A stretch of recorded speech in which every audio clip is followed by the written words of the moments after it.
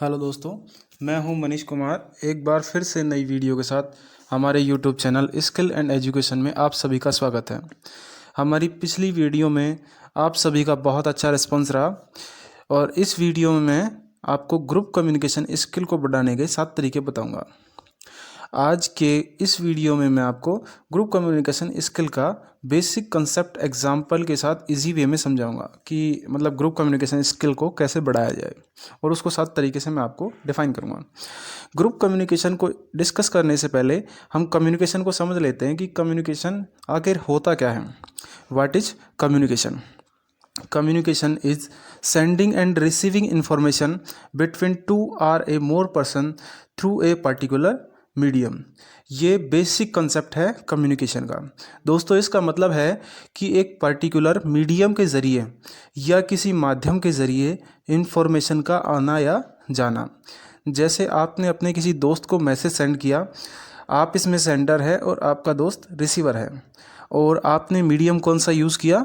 Mobile के ज़रिए, और आपने अपनी इन्फॉर्मेशन सेंड की। तो इस इन्फॉर्मेशन को कम्युनिकेशन बोलते हैं।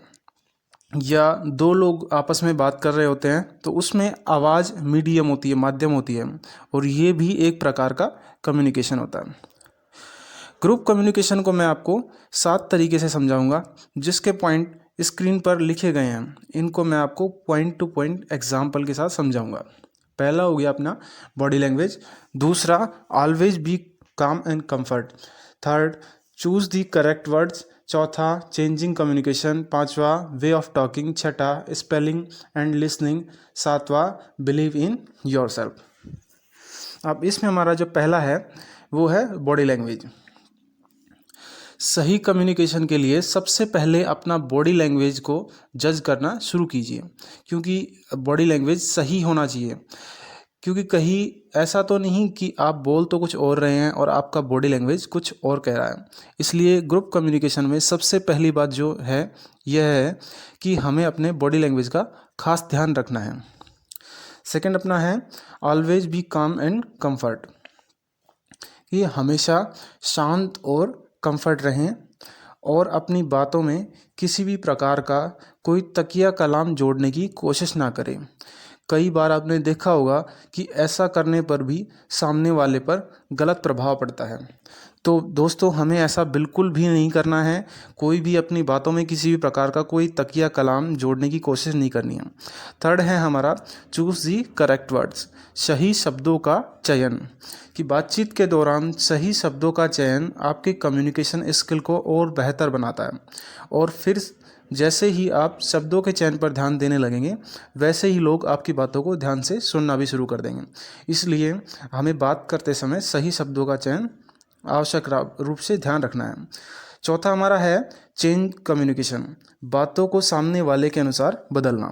बात करने के दौरान आपको यह भी ध्यान रखना चाहिए कि आप किससे बात कर रहे हैं, क्योंकि हर किसी के साथ बात करने का तरीका अलग हो सकता है। जब आप एक बच्चे के साथ बात कर रहे होते हैं तो एक तरीके से अलग तरीके से कम्युनिकेशन करते हैं, और जब आप ऑफिस में मीटिंग में प्रोफेशनल कम्युनिकेशन के हिसाब से बात करते हैं, तो बातों को आदमी के हिसाब से सामने वाले के अकॉर्डिंग बदलना भी आना चाहिए।